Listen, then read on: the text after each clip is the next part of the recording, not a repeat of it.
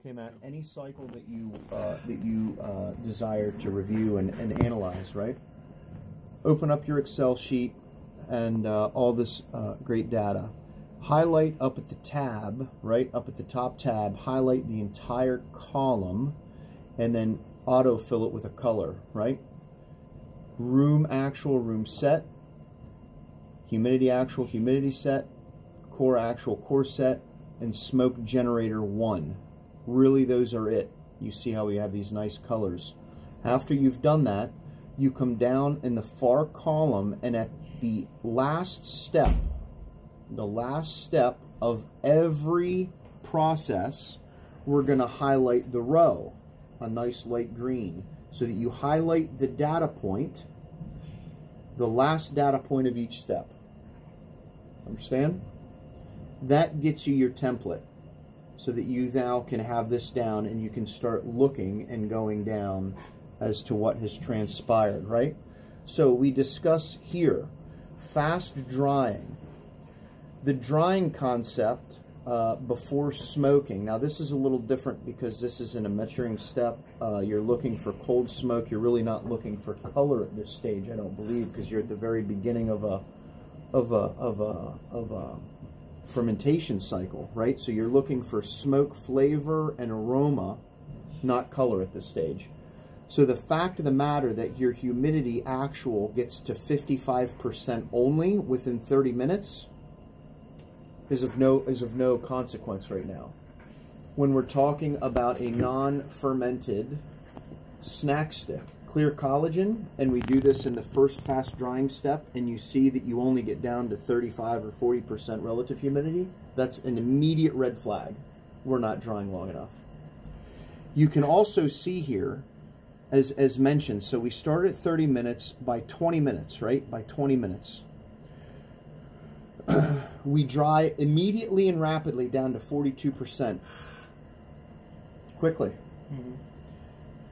The next thing you know, it runs for an additional 20 minutes, and you see that the actual core temp, or the chamber humidity, is rising within that period.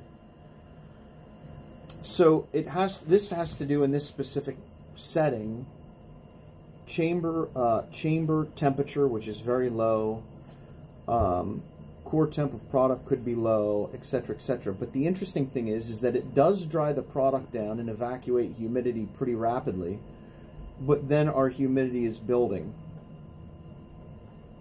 Normally in a drying step, right, when you start to dry, the humidity continues to drop. But again, this is a little bit unique situation. You understand what I'm saying? Mm-hmm. So we then go into an intense smoke. Normally we like to see this drying humidity, actual humidity in the chamber before smoking, 25%. You know that your product at the surface is dried to the touch everywhere throughout the truck. You can push pause, stick your hand in and check to make sure, but generally if you see below 30%, 25, you're good. From the minute you start smoking, right, from the minute you start smoking, you're going to start building humidity. The system closes down. From immediately the time that you start smoking, your humidity now is going to start climbing. This is absolutely beautiful. You see beautiful rise of humidity from 55%. Normally this would be 25%, but this is different timing. And we get up into 90% category. Super. Normally above 85%, you get condensate forming on the exterior of the casing. So normally you could stop a smoking process at about 85%, because anything past 85%, when there's condensate on the outside of the casing, you're not getting any color onto the product. So to optimize this cycle, at about this point, you could stop it and start redrying, because theoretically the smoke, aroma, and color and tannins are going into the water droplets on the product, and you're just wasting time. Okay? Let's look at smoke generator. Right now we're gonna see some very good data. Remember, this is a cold chamber, right? You didn't smoke any other product before this or within relative hours, right? So the chamber box started at 57 degrees. The minute that we started smoking, we see this jump in chamber temp. Anything above 112 to 115 degrees Fahrenheit, you can almost bet your life that you've got good smoke production. 130 to 140, 140 to 150, you've got phenomenal smoke production. This is in the 160s. It's super. You can look at this smoke generator. If you pull product out and it doesn't have good color, download the cycle, look at every smoking, see what the generator temp did, and if it's not over 120, 115, you had problem with smoke production. If you're in the 160s and up, beautiful smoke production. Look at your humidity before drying, before smoking. Understand what I'm saying? So we come down here. This is a different cycle. Again, we're just looking, right? You say there's a variance today. There's a variance, right? You just want to see, we've got set target in maturing at 50, and you know, once it acclimates, probably when you average this,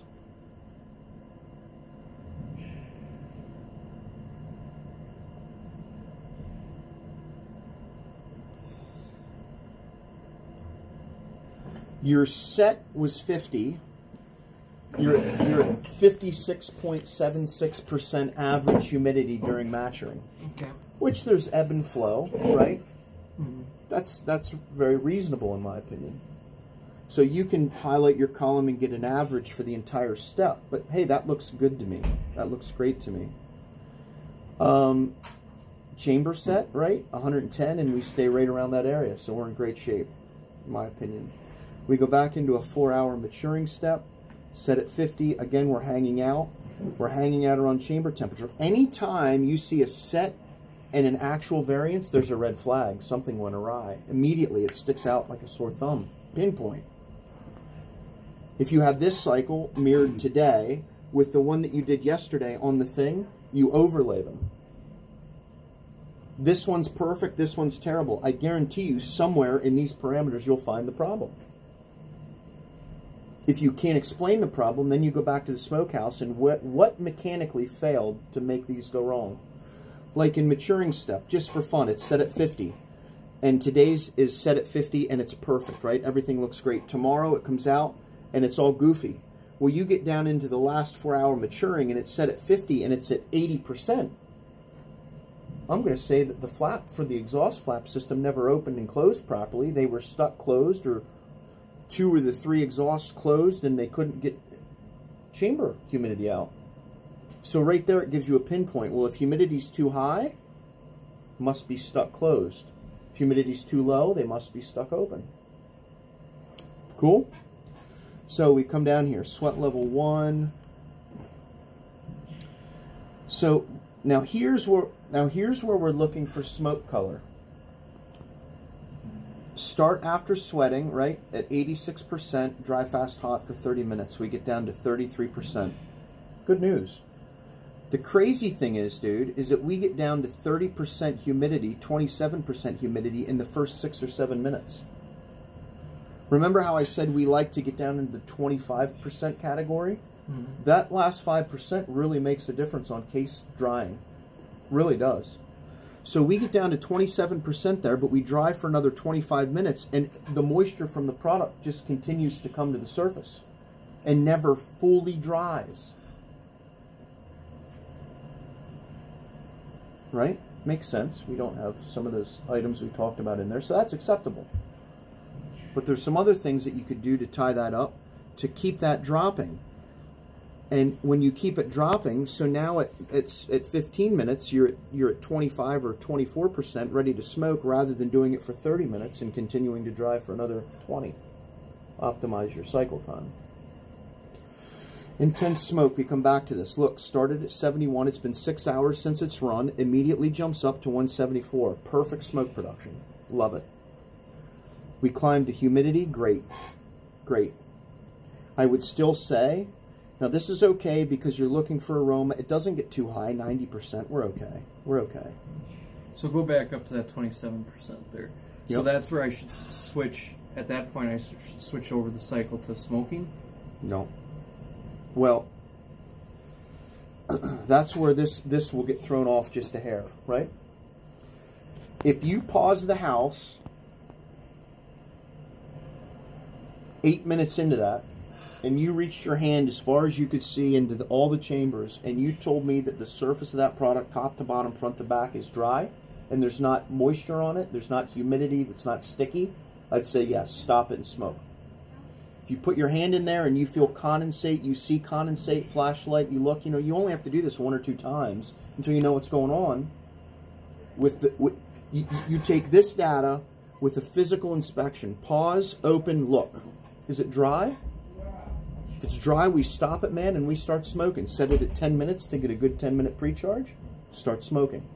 If it's not dry, that's where we say, well, listen, we got down to 27%. It's not dry. We dried for another 25 minutes, and it's still not dry because the humidity is coming from the core. That's where we then look at formulation side. Make sense? Mm-hmm. Your yield right there is an issue. But again, you like the, so again, this is all crazy because you like the texture, you like the color, you like the some wrinkling, maybe more. Mm-hmm. So this specific product goes against the grains of some of the things that we do. So this is acceptable. If you like it, you like it. Mm-hmm. Right? You know what I'm saying? So you can take what I'm saying and you cross-reference it between what your customer and what your people want and what you want. Take right. We go back into maturing. We see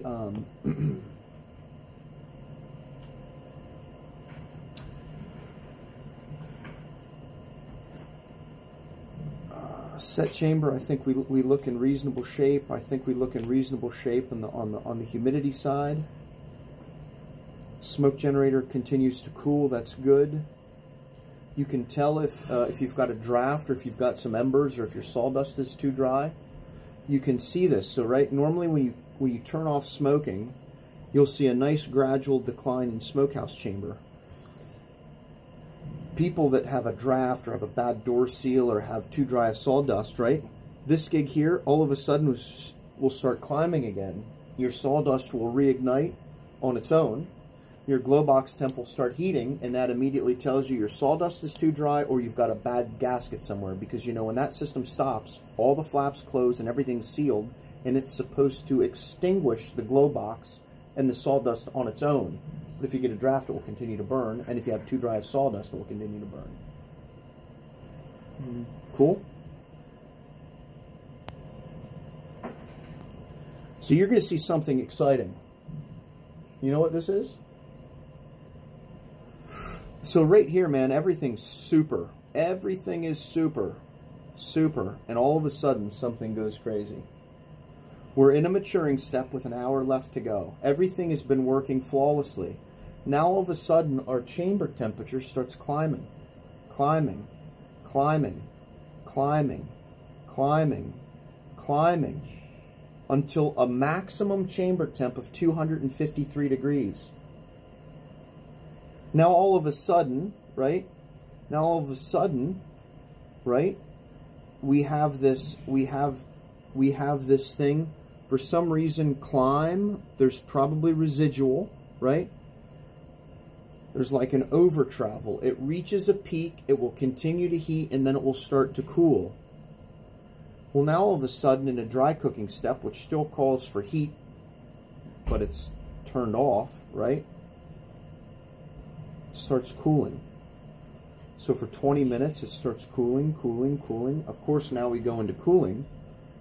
Something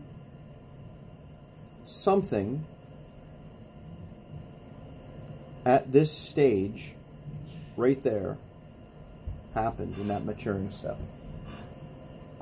Well, what was that something? That's what I want to know. So I can't put my finger on it.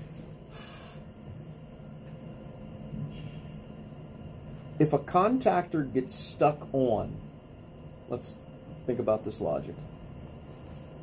You can stop it. If a contactor